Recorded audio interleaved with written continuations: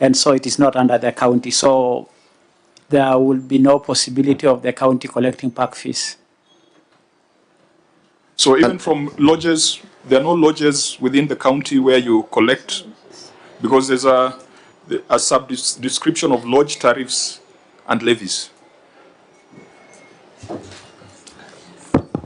Fall under a different title, but the lodges in the park, being a gazetted area and being a KWS area, is not under us. Probably, Chair, you have had the conversation where the Man Nation petitioned the President on Amboseli, and that petition is progressing well, but it's not happened as yet. So what will be fees will just be like fees coming from other licenses, as you heard of the unified permits, but not anything to do with the current situation or current status of the national park until it become a national reserve or until that historical injustice is corrected. The figures will continue to be zero. Okay, I think that's been in the public domain. Members, let's come back to conservancy administration, but where there's also a big variance. Just a minute. I think the bed occupancy also, Chair, Governor, is part of the money that you get from the hotels. So that will help to answer the question of 15 parking fees. That is the money that you get from tourism. The county collects a bed fee? Yeah, bed even from the, that is why they from the national parks? Yeah. So, Governor, why is that not reflected anywhere here? It's reflected. They have collected 7.5. Where is it? It's under? Cess. Under Cess? Yes. Okay. Senator, you seem to have better explanation than the county executive. I was a county secretary for 2 counties. I hope you're not conflicted. No, Chair, bed occupiers come under Cess. Chair, but you have to appreciate that he's the incoming governor, so he must be ahead of himself. Yeah, so I think that's an important information. Let's come back to conservancy administration. You collected 64 million. Prior year, you collected 97 million. What is the explanation? Not 12. Let me ask Director Revenue as I try and peruse this document. Director Revenue, go ahead. Thank you, Governor. Thank you, Chair. I think our son says is the one that is classified as conservancy fees, and that's where we had during that financial year we had a lot of drought, and we were unable to collect sand fees. And most of our clients, because of the different charges that we have in Kajiado and Machakos and our neighboring Makwiny, they opted to go to the neighboring counties because our finance bill, the figures of payments were a bit higher. So we lost them. At the same time, we had an issue of drought. So that's the explanation you have under conservancy administration. Now, Governor, it doesn't make a lot of meaning. What do you collect exactly under conservancy administration? How does the stream look like? What do you collect? How do you collect it? What do you collect? That is sand. Through the chair, we have sand harvesting in Kajiado County. So if you look at it as conservancy, it might be tricky. You might think it's about the parks and everything, but it's sand. Yeah. The conversation you have had in the last 1 hour, Governor, should prompt you to have a serious review of your revenue management and reporting processes. Because we have started our conversation by trying to establish professional responsibility, and you have seen how the conversation has gone. Figures should, explain themselves. If we have to use so much English to explain why numbers are shifting, then people could be creative with words. I have this feeling, and my colleagues have this feeling, that you are collecting but not reporting. And that is the definition of theft. And I want the Auditor General to ask these questions. I think it's not supposed to be for the Senate to ask these questions and then we get an oral narrative.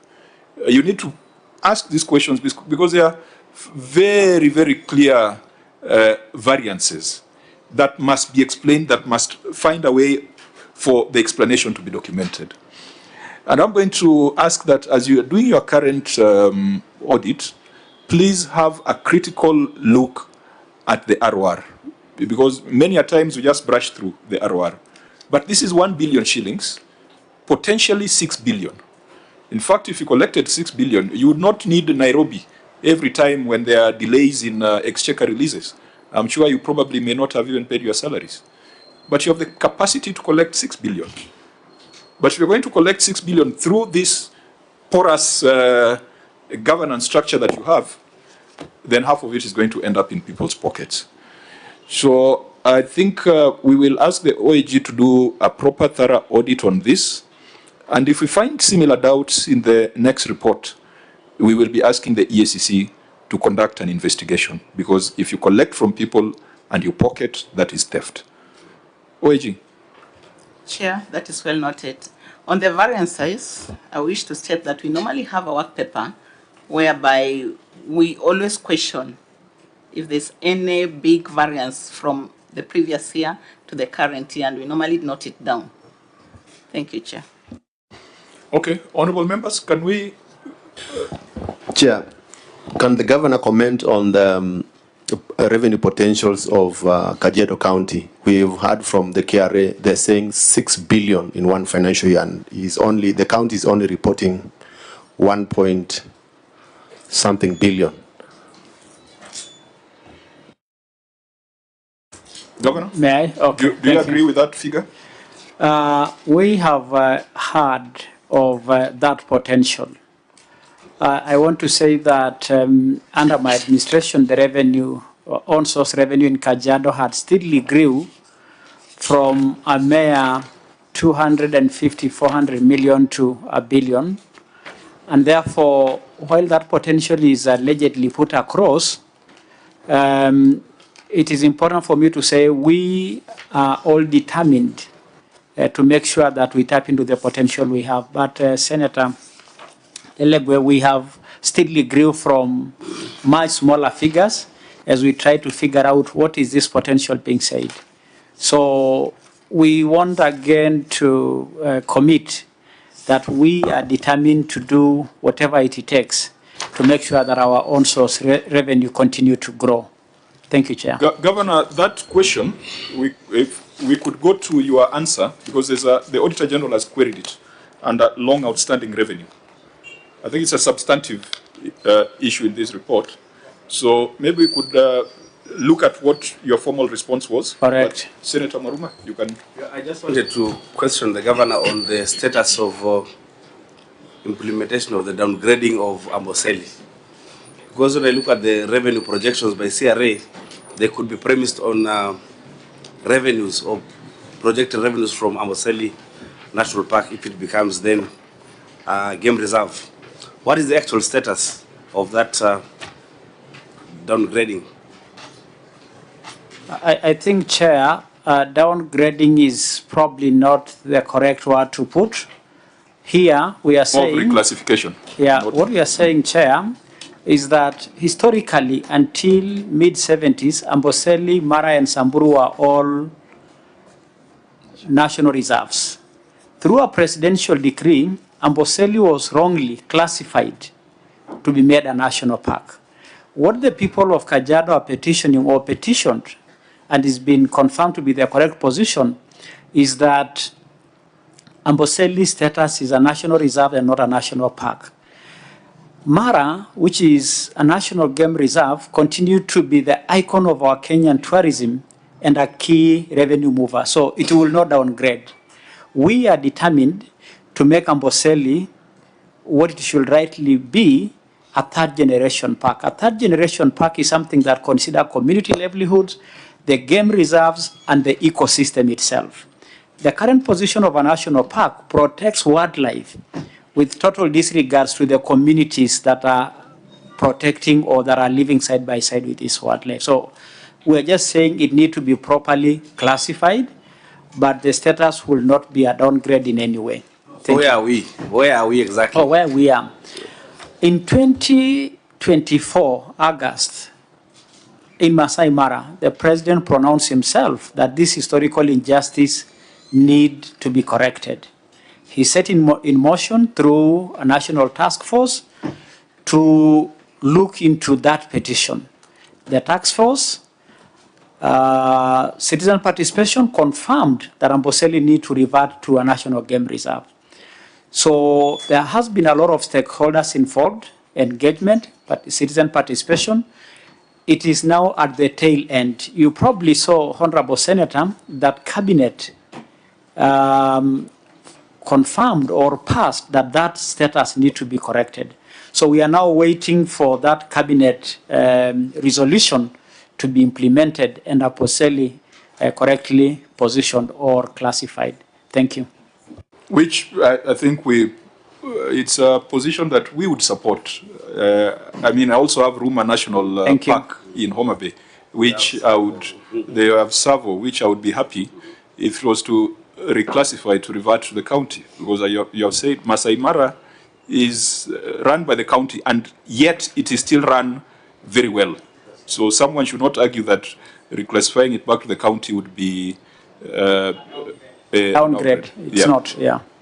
Okay, so what? So, Chair, but beyond that, you have revenue arrears of 11 billion, and I think that's one thing the Auditor General reported on. So, as Senator Cherargei asked his question, we will go to that issue, and you'll tell us what you're doing about it. Chair, finally, Governor, so how long are you still waiting for the handover of the national park?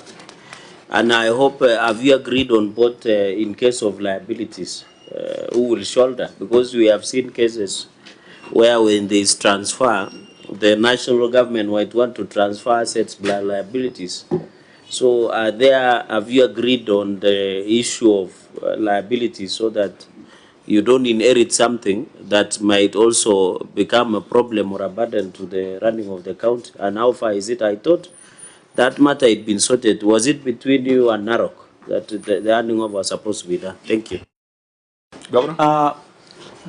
Chair, with your permission, after the Cabinet resolution that Amboseli should revert to the county, and after the submission of the National Task Force on the transition of Amboseli from the national government to the county government, we have completed all the processes that were necessary to effect that transition. So we believe anytime now, Chair, that the gazettement of the transfer is going to happen.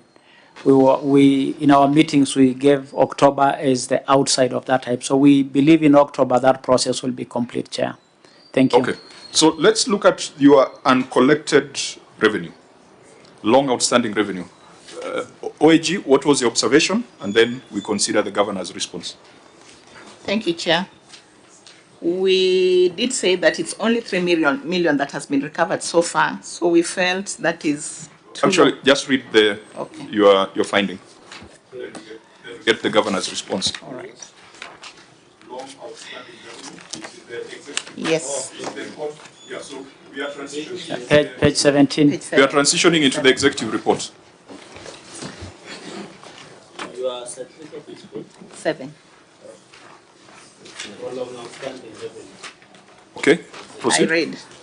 Long outstanding revenue. As reported in the previous year, review of the data aging analysis provided for audit reflects revenue in arrears of Kenya shillings 11,984,425,260 owed by several debtors, which comprise of uncollected land rent, rates, and royalties. However, management did not explain measures put in place to collect this outstanding revenue. Further, the county government of Kajiado management, through the Department of Finance, Planning, and ICT, contracted a service provider to collect revenue on its behalf. However, no evidence was provided for the progress made in recovery of the outstanding debts by the contracted service provider. In the circumstances, absence of a clear, actionable plan for collection of revenue, collection of arrears, the collection of land rent, rates, and royalties arrears could not be confirmed. Thank you, Chair. Governor, what was your response? Thank you, Chair. We wish to respond that the county government has implemented several measures to collect revenues in areas, and I wish to explain one, payment plans.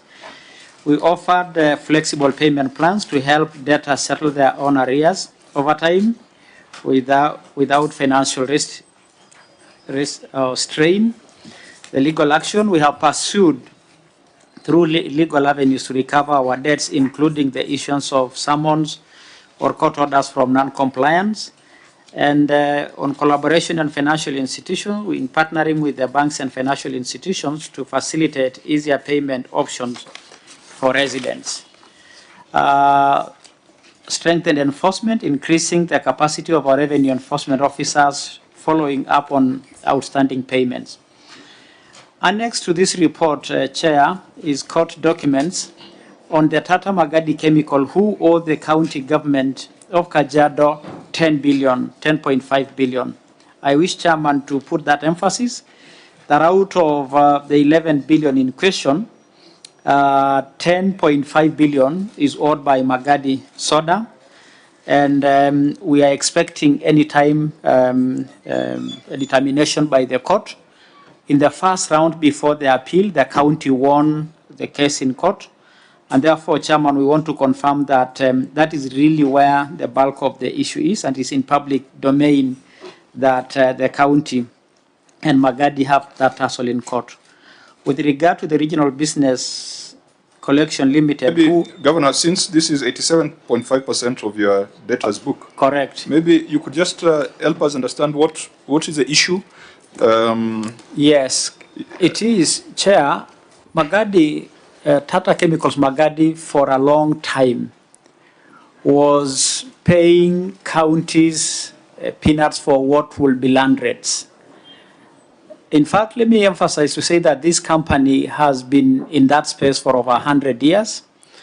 And when we passed our revenue, what do you call this, Finance Act, to put Magadi soda into the same land rates like everybody else. You know, previously they will say per acre we pay 50 shillings. So when we say everybody else is paying 1,200 per acre, they went to court. In the first court ruling, the court ruled that the finance bill was validly passed and Magadi was to comply. Magadi, the High Court said we go to arbitration. We went to arbitration, and Magadi Soda lost at arbitration, so they went to the Court of Appeal.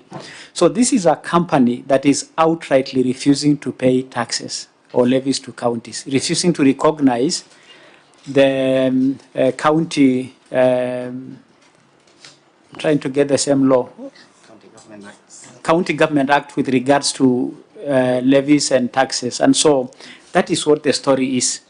And we believe it's not royalties, it's rates on land.